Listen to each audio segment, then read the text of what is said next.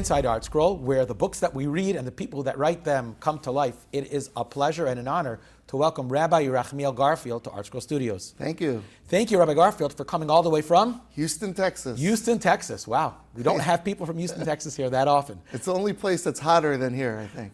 That's true. And today's a really hot day. Yes. Rabbi Garfield, first of all, mazel tov on release of a blockbuster book. Thank you. When they were young, stories about gadolim when they were children, very unique twist. And it's a fantastic book, very attractive to the eye. So very excited to see where this book goes. And I'm sure it's going to go pretty far. Thank you, thank you. Rabbi Garfield, before we talk about the book, tell us a little bit about the author. So what's your personal, professional journey in like 60 seconds? Yeah. Where are you from? What do you do? When I was young, if you will. When Zadie was young. Yeah.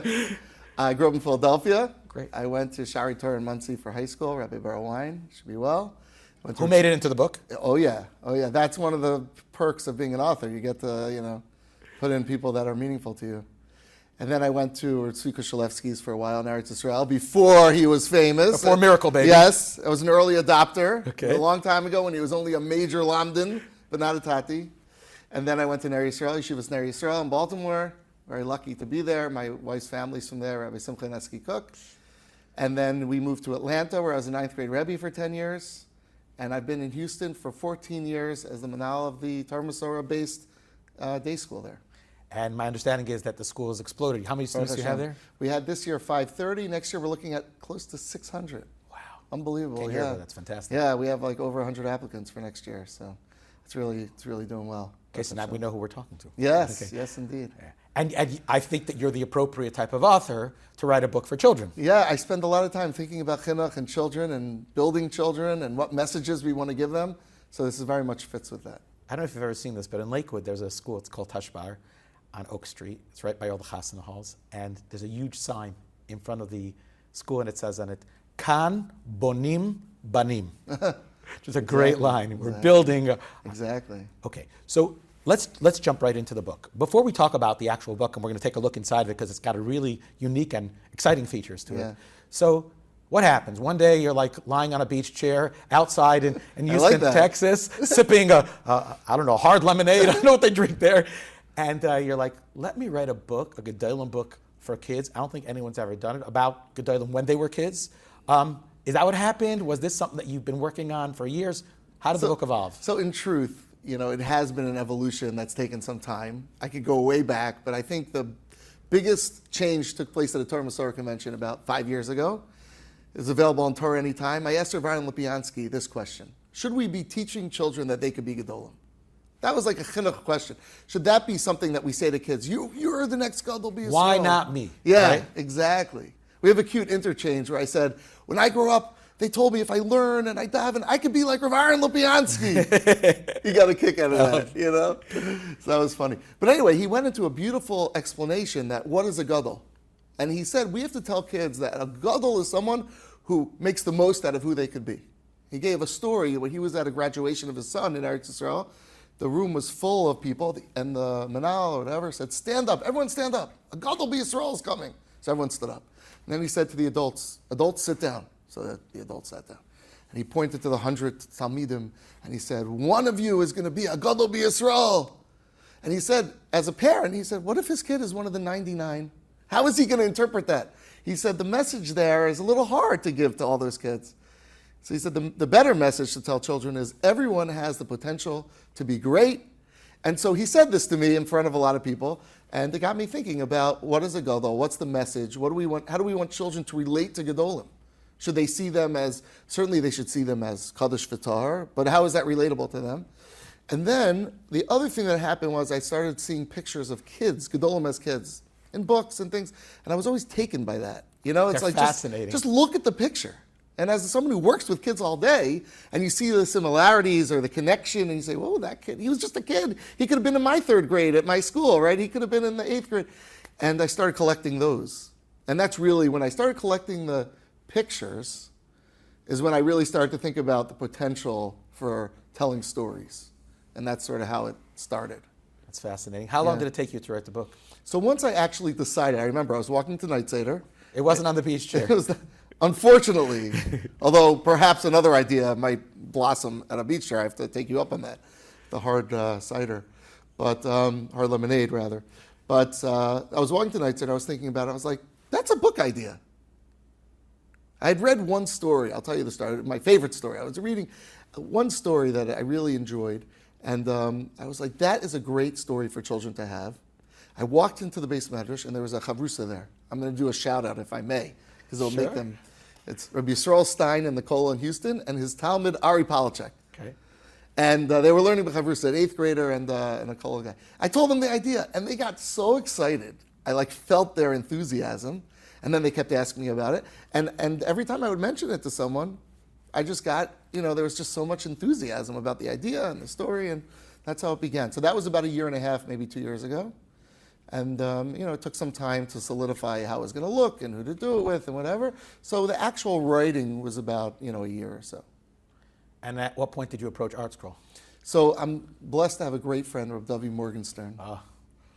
Very special person. Well connected. Yeah, he knows some people. Yeah. So I tried the idea out on him, and he said, wow, it's such a good idea. And he was kind enough to connect me with Gedalia, who I met at another Torah Masorah conference. And, the rest is history, as they say. Beautiful. We're going to open the book in a second, but I remember growing up that we didn't see a lot of pictures of Gedolim as children. I don't know. I don't think there was so much of an access just generally. Right. But I do remember, I learned tells on Rav Gifter was a Rosh Hashiva, I do remember that picture of Rav Gifter as a child. And I always used to think to myself, I remember even as a child thinking this, did he know? Did he know when he was growing up in Baltimore in the early 1900s that one day he would be in Lithuania, that one day he would be a powerful Rosh Hashiva, that he'd be a gadol b'Yisrael, speaking at the Aguda convention, going to Eretz Yisrael and establishing. Did he know? I don't know. I'm assuming he didn't. There's a beautiful story about him in the book as a child that he was brought to see Rav Shimon Shkop. And Rav Shimon, he asked for a bracha, and Rav Shimon said, you should love Torah. He actually said, give me a bracha, I should be a gadol. He said, or I should steig in learning. He said, I can't do that, but I could give you a bracha that you should love learning. Isn't that beautiful? And that inspired him. I have seen I saw over the years, many people go over to Rav Gifter and ask him for a bracha for hatzlacha in learning. Oh. And he always had exactly the same response. What was that? He said, learn, and you'll have hatzlacha.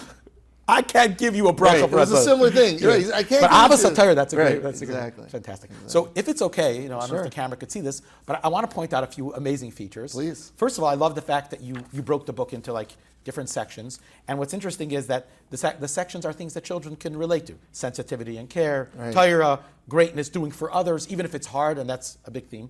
But what I really loved about it was that every single one of these pages is not just a story. So you get to see the young Rameir Chadash. Great story about him, by the way. You get to see the elderly Rameir Chadash, but that's more. You get a little bit of a sidebar, who he was, very concise. You get a lesson to learn, which is amazing. And then you get pause and reflect. Again, something to think about, and think about a time. And I love this because there are thousands and thousands of stories out there, and kids consume the stories. Every Rebbe has to have a repertoire of stories. I just know from all the Rebbeim that reach out to me, I use this story, I use that story. But the godless is, so what do you do with the story? Right. Make it relatable. Correct. My grandfather always says, Lo ha-medrash ha'ikar ela ha-maisa. The story is, but what lamaisa do you do with the maisa? So I encourage people to, also there's a tiny little square on top which has where they're from, when they were born, and what they're known for. This must have taken you a long time to put together. Was it the most challenging part to come up with all the sidebars, or what? Each part is its own miktsaya. I did the sidebars at the end. The last ones were really a reflection of the editors. Were I'd done lessons to learn and some reflection questions, but they, I think it was Tova Salb, who's a great editor. She helped me focus on practical, come up with scenarios that the kids could relate to. So together we came up with them that fit with the theme. I'll tell you something fascinating, and I want to use this as a little bit of a trigger for a question. So last night I was at a wedding in Brooklyn, and Rabbi Avram Shor walks in. Rabbi Avram Shor, gadol b'Yisrael, also yiras shamayim, yiras hakavod. And my 7-year-old son, who loves gedolim, Baruch Hashem, he says, "Tak, I get a bracha."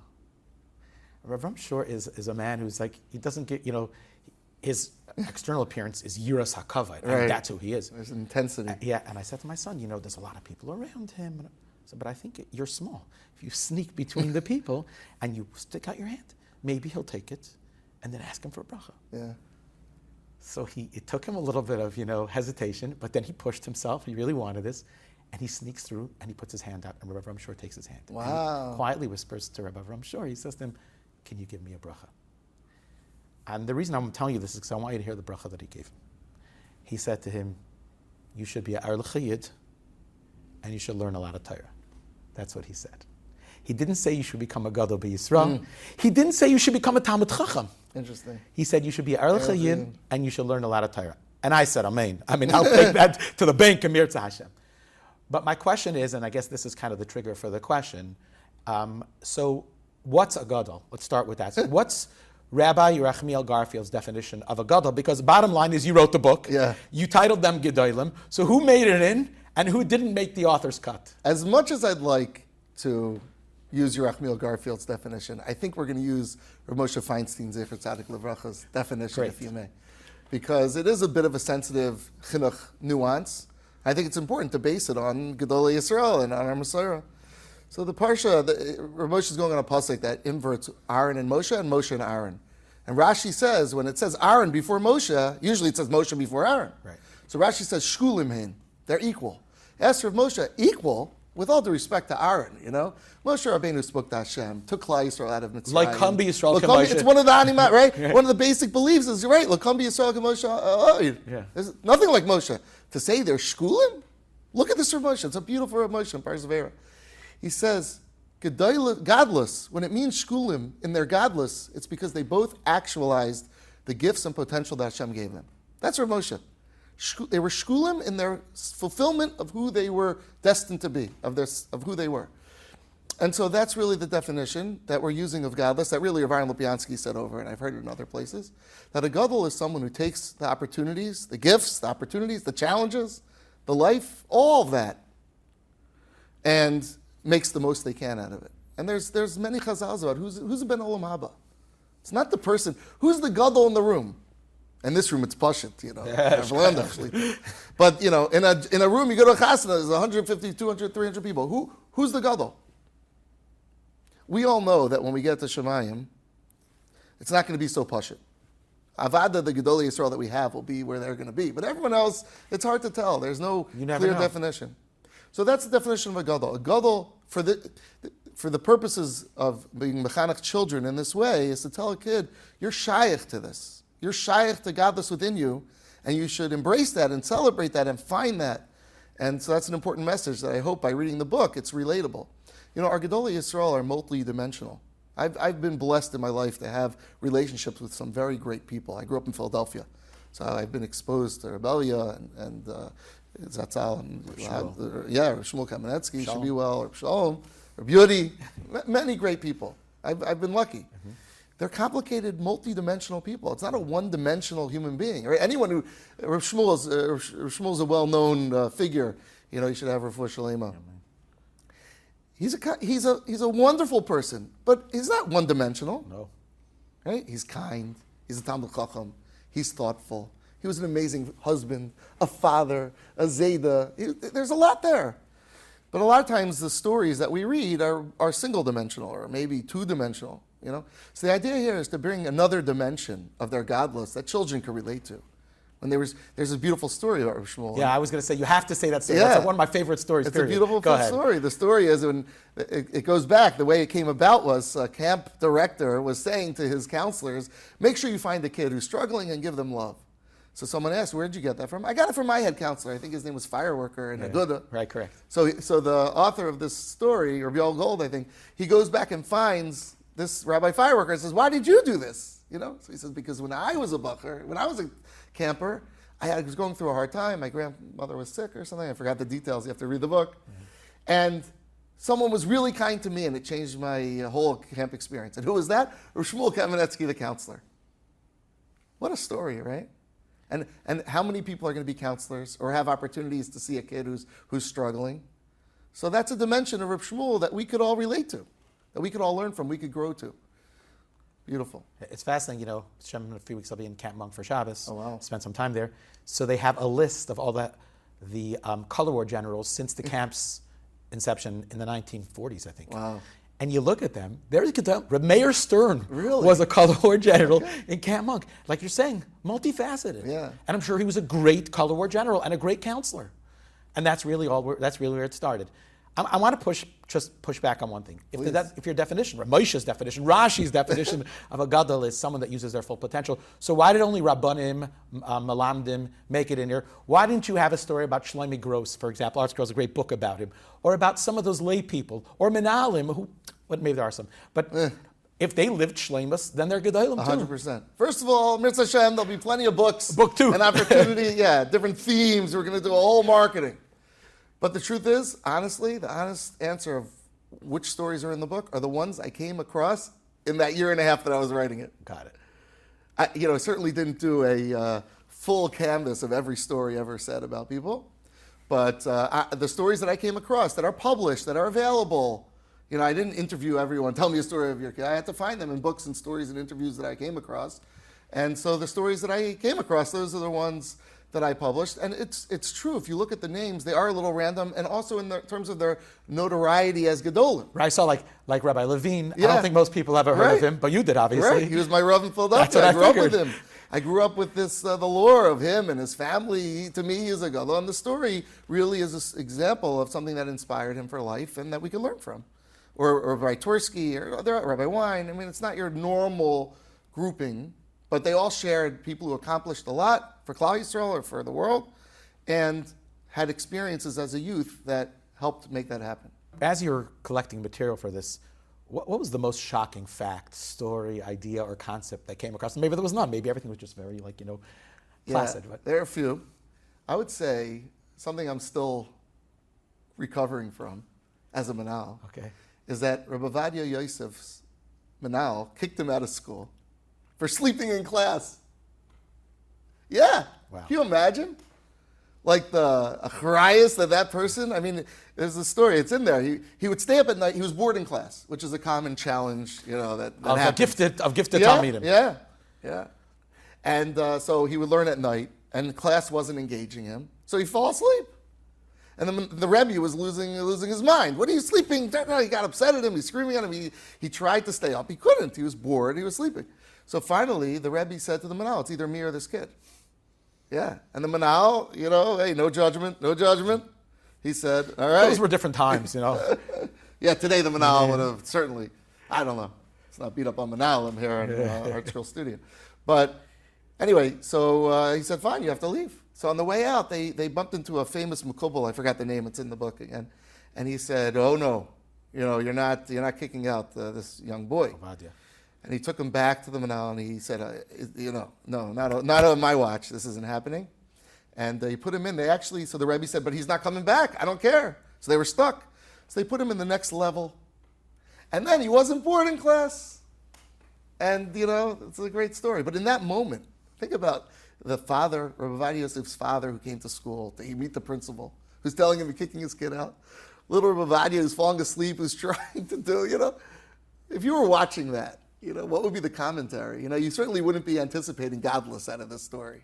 And also, the scary thing is, imagine had they not met that Makobel, or whoever it is, and they would have kicked the kid out of yeshiva. Right. And he would have gone to work in a grocery store. And Klal Yisrael would not have had one of the most amazing leaders and poskim in 500 years. Yeah. I mean, just the chuvas of Rabbi Vadia alone are mind-boggling. Right. It's such a achrayus to be, I'm speaking to a Manal here. Yeah. You have a kid in your class, and think about it. He could be a gadol, and someone does something positively or negatively and impacts that. Absolutely. I don't know if you have a story in it, because I didn't have a chance to read every single story in here, but Yet. No, of course, not even a question. On the way to this chasna we went to last night, my kids were sitting in the back seat, going through the book, story by story. So my wife turns around, and she says to them, you can't read a book like this fast. You need to read one story.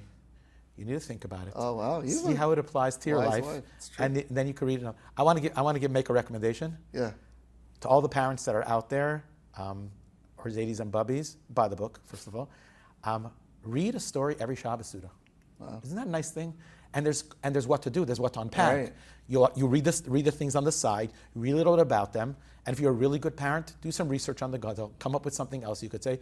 You could literally have a Gedolim stories every single one of your Shabbos meals. And it'll take you, I don't know. Yeah, 55 weeks. 55 weeks. You got a year. You got a year. Your mamash have a year. Including Yontif. Yeah. That's beautiful. Did you find a contrast in the childhood of Gedolim that grew up in Europe versus those that grew up in the United States? There weren't that many, but there were some. Yeah. Reb Nassim Tzvi, Reb Mordechai Gifter, and others. There were certain themes. I mean, the poverty. It was more of a Mesiras Nefesh. A lot of the stories that took place before the war were stories that people had Mesiras Nefesh for Torah that really inspired the child to, appreciate it. Like, there's a story about Rav Nachum Zev Dessler when the parents celebrated a new Sefer coming out, if I remember, or there was another one with the same idea, to remember it, where it was like a celebration of Torah through difficulty, or through life and death, sort of commitment. And as you get older, it's more like finding greatness in unexpected places in the American scene. And you think about any of the American-born Gedolim, like all the odds were stacked against them. All the odds. Right. And they didn't go to Ar Chadarim today. Oh, no. And the bottom line is the incredible growth of Torah in America, which is totally supernatural, was the work of certain individuals who somehow, the Rebbeinu Shalom gave them the opportunity, and they took it, and they ran with it. Yeah.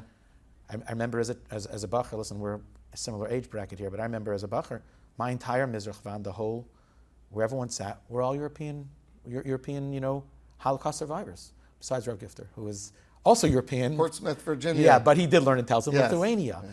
Our children will never see that, but these people who came here, as well as the Americans, they were the ones that helped to bring Torah to life. You mentioned when we were chatting offline that one of your favorite stories in the book is about Reb Shlomo Zalman. Yes. Could you share that with our audience? Yes. I actually referenced it earlier. It was the first one. It was really the first story that I found, I guess, in a funny place. It was in the Shurin Journal. It's like a random place in Hebrew. And it just touched me as a manal, as a father, and I'll share it with you. When he was a boy, he learned in Eitz Chaim, around his bar mitzvah, and there was a young kid who was very smart, and they put him a grade ahead. And the class did not appreciate this little kid in their class. They were very upset. And they didn't treat him as well as they should have. And there was a minhag at the time that when there was a bar mitzvah, the whole class would chip in and buy a set of svarim for the bar mitzvah boy, and they would come as a class, and they would be mesamech. So when it came time for this boy's bar mitzvah, the class got together and said, we're not going. Boycott. But don't tell anyone. Last minute boycott. No gift, no, we're not coming, we're not participating. A way to show, as 8th graders or whatever that age is, could do. Now take a moment, just think for ourselves as a manal of the year 2025, like this happened 100 years ago. But I can't say that it could never happen today, right? These are kids. Kids are kids. This is Eitz Chaim of old, Anyway, comes the bar mitzvah, one boy came with a big gift. That was Rav Shlomo Zalman Auerbach. And he said to this boy, I'm here for you. They ended up being close chavrusas. And that boy grew up to be a major Talmid Chacham, a Rav, and really developed into a great man. And they were friends their whole life. And so that story, when I read it, it was so related. First of all, we talk about the dimensions of Rav Shlomo Zalman Auerbach, right? And when they sprouted and how they developed and who he was as a child. I mean, this person had greatness, but that greatness another kid could have today, right? That story could happen today. And a boy could act like Rav Shlomo Zalman Auerbach today, right? Any boy who's listening to this interview could hear this story and say, you know what? I could do that for my friend. Let me find that opportunity. Yeah, I could do that. And so that really inspired me to share that story and to appreciate who Rav Shlomo Zalman Auerbach was in the dimension of his kindness. I knew we had to mention this Rashi, right, at some point in the interview. Vayigdal Moshe, Vayetze Alechav. Moshe becomes a gadol. Yeah. Vayetze Alechav. He goes out of himself and he tries to help other people. Then Rashi says that part of Moshe Rabbeinu's gadlus was Shanasan Eina Veliba Elias Meitzerimon. Right. Gadlus happens when a person's able to see outside of themselves. And this book has so many precious examples of people as children who just made one little turn to somebody else. And who knows if that was the first step towards 100%. godless, towards greatness. 100%. This has been very enjoyable, super geschmack. I urge every family out there, buy this book. Your children will read it. You should read it, discuss it with them. And let's set the stage for godless for our children. We need to, listen, Moshe Rabbeinu wouldn't nurse from an Egyptian mother because one day he was going to be asal da'ara mashchina. Why should our children, why should we shortchange them? Let's give them that path to godless. Final question here. When's volume 2 coming out? I have to get to the beach first. I'm working on it. Mirza Hashem. I'm very excited. I will say to your many viewers, send me your stories. I'd love to find great stories and broaden the stories to a wider range of subjects like you mentioned. And Mirza Hashem, it's really resonating with people, young and old. Fantastic. You should have continued hatzlacha in your special Avodas HaKodesh as a Manal. Thank you. In becoming Klal Yisrael's Manal on some level and spreading Torah. And we should be zechet to see so many of our young children. Za'akatan, gadol. Thank you very much for being here. Thanks so much.